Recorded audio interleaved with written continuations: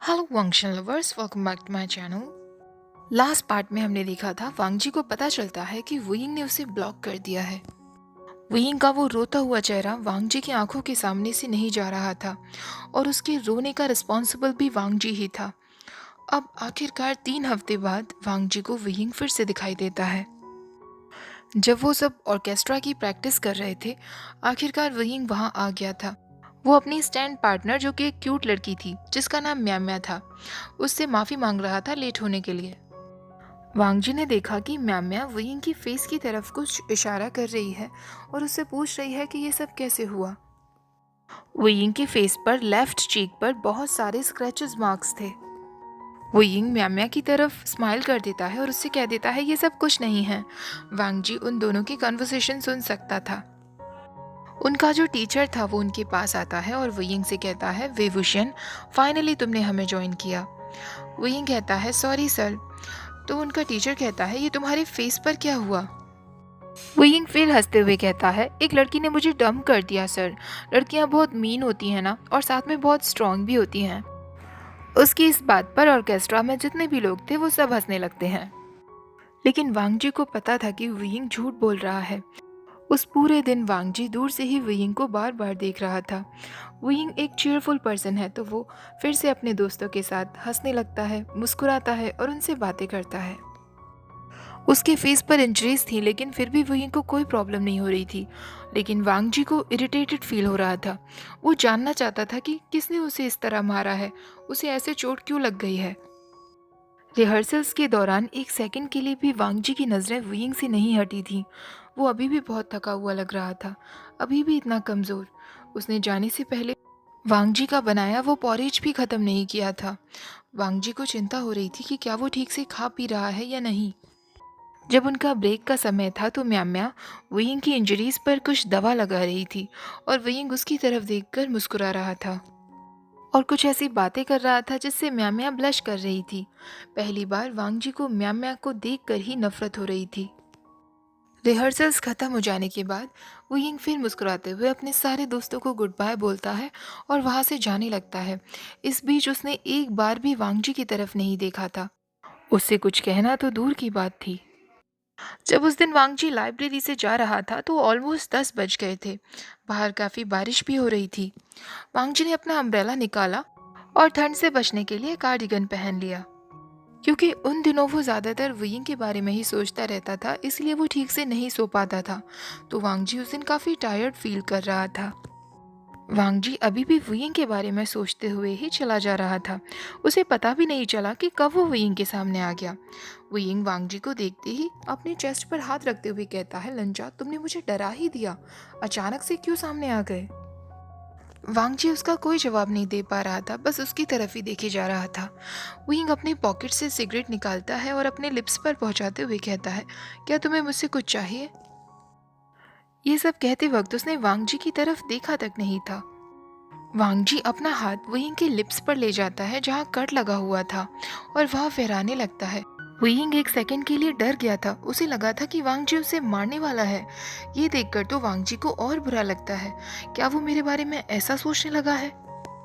वुयिंग तुरंत वांगजी का हाथ अपने फेस से हटा देता है और रब करने लगता है, जैसे वो वांगजी के टच को बिल्कुल हटा देना चाहता हो।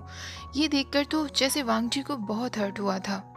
वुयिंग उससे कहता है, ये कुछ नहीं है लंजा, बस थोड़ी सी खरोच है।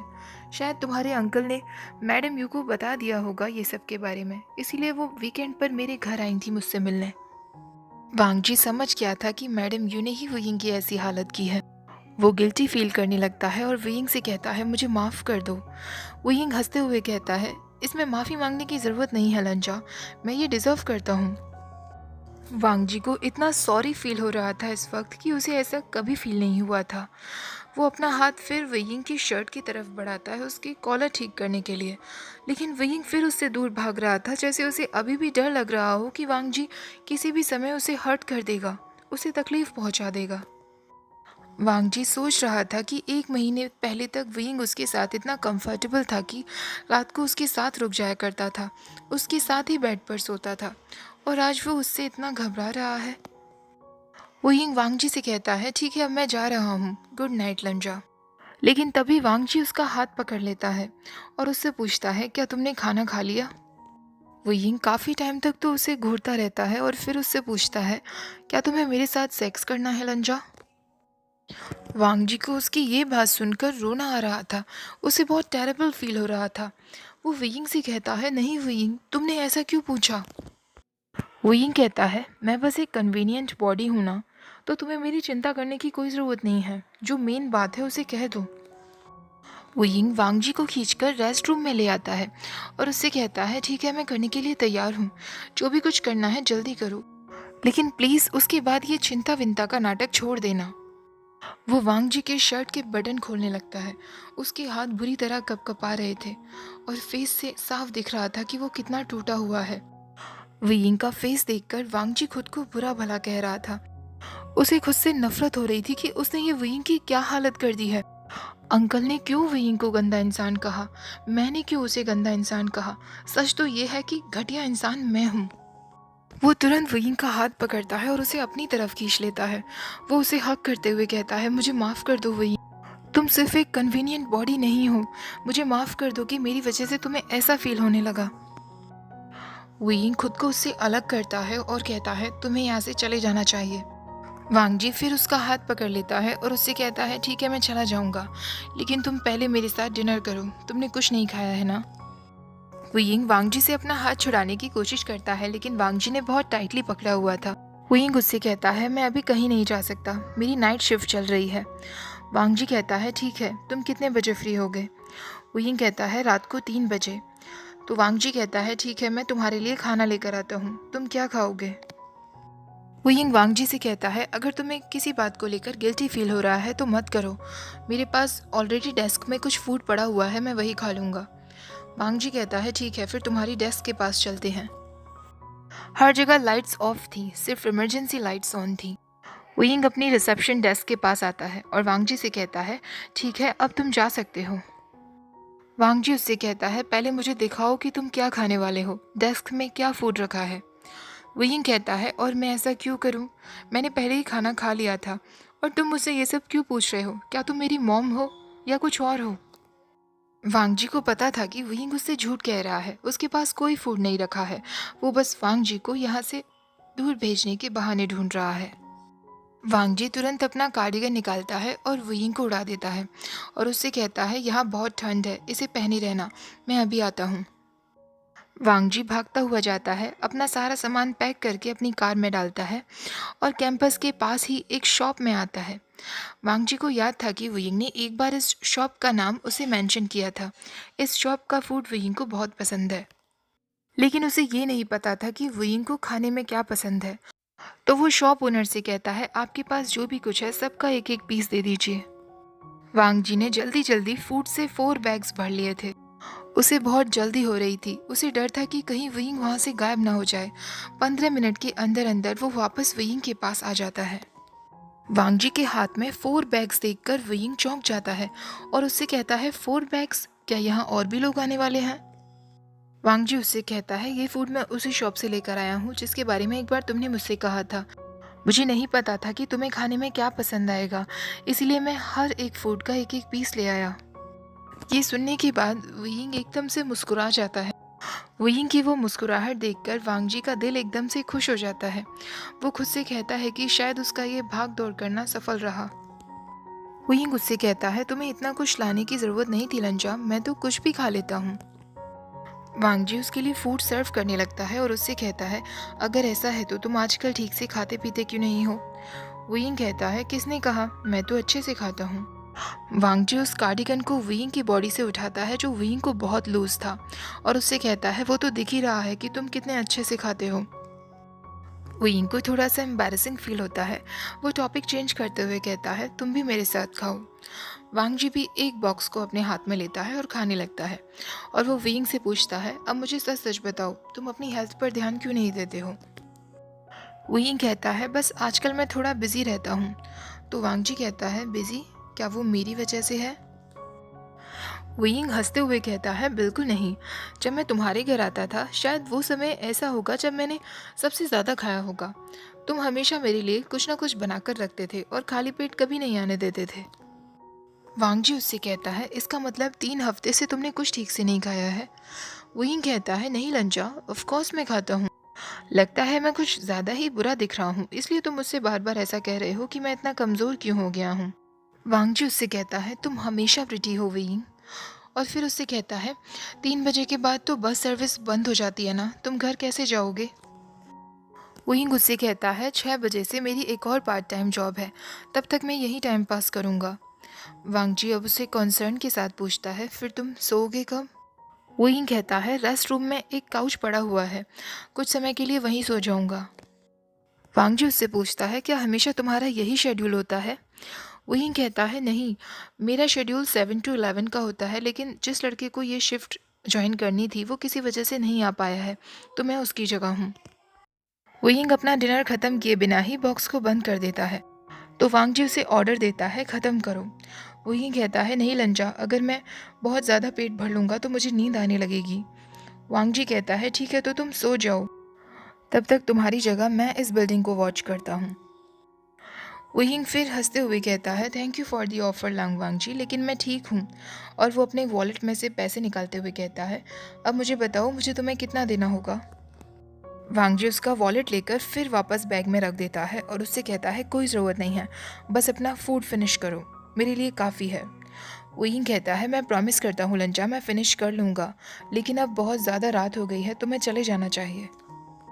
वांगजी एक बार फिर उससे कहता है, मुझे माफ़ कर दो कि तुम्हें ऐसा फील हुआ कि मैं तुम्हारी वैल्यू सिर्फ़ और सिर्फ सेक्स की वजह से करता हूँ। वहीं गुस्से कहता है, कोई ज़रूरत नहीं है लंचा, और मैं वैसे भी उस बात को भूल भी चुका हूँ। वांगजी उसका हाथ पकड़ते हुए कहता है, मैं गलत था वहीं, कभी भी किसी को भी हमें इस तरह ट्रीट नहीं करना चाहिए। तुमने हमेशा मुझे कितने अच्छे से ट्रीट किया। मैंने जो भी कुछ तुमसे शब्द कहे, मैं उन सब के लिए बहुत शर्मिंदा हूँ। वहीं गुस्से कहता है, देखो लंजा, मेरे अंदर कोई हार्ड फीलिंग्स नहीं है। मुझे पता है उस दिन मैं बहुत इमोशनल हो गया था, पर वो तुम्हारी वजह से नहीं था। मुझे माफ़ कर दो कि मेरी वजह से तुम्हें गिल्टी फील हुआ।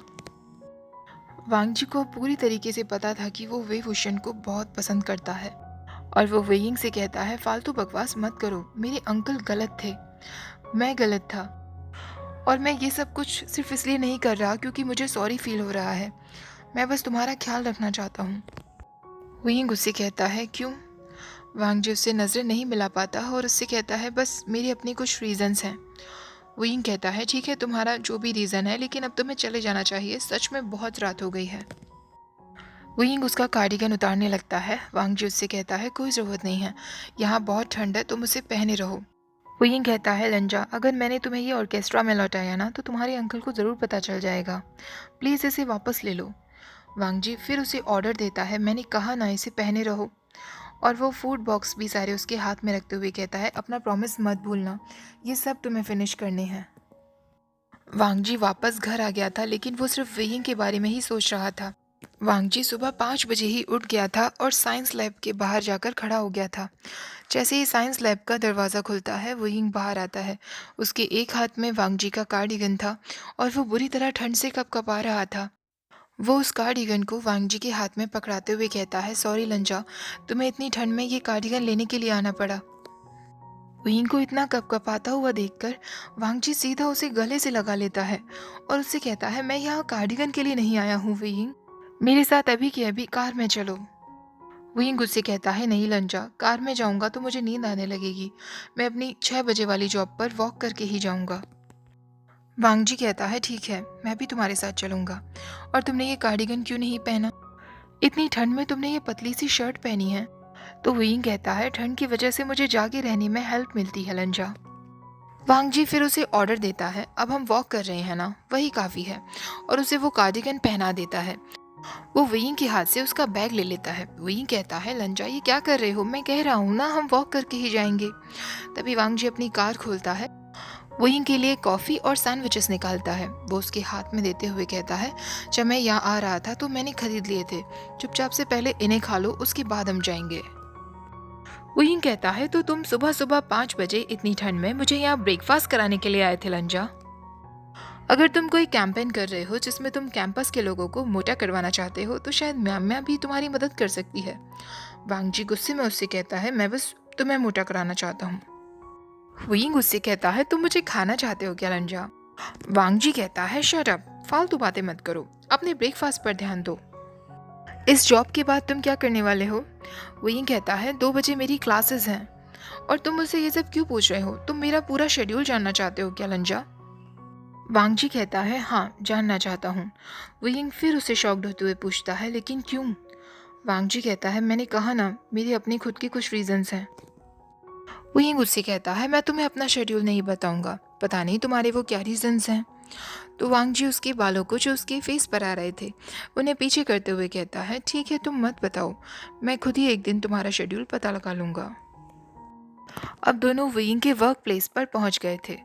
वुयिंग वांग जी से अपना बैकपैक मांगता है। वांग जी उससे कहता है तुम्हें अपने वर्क पर इसकी ज़रूरत है क्या? वुयिंग कहता है नहीं। वांग जी कहता है ठीक है, तो इसे तब तक मैं पकड़े हुए हूँ, तुम्हारी शिफ्ट ख़त्म होने तक मैं तुम्हारा इंतज़ार करूँगा, ज़्यादा हार्डवर्क मत करना। ऐसा कहकर वांग जी उसका बैग लेकर वापस कैंपस की तरफ जाने लगा था। वुयिंग बस उसे ऐसे ही देखता रह गया और फिर वो मुड़कर अपने वर्क प्लेस पर चला जाता है। ओके गाइस, आज का पार्ट यही ख़त्म करते हैं। कैसा लगा आपको आज का ये स्वीट सा पार्ट? आई होप पसंद आया होगा। वीडियो पसंद आई हो तो लाइक, शेयर और चैनल को सब्सक्राइब करना मत भूलिएगा। Thank you for watching. Bye bye.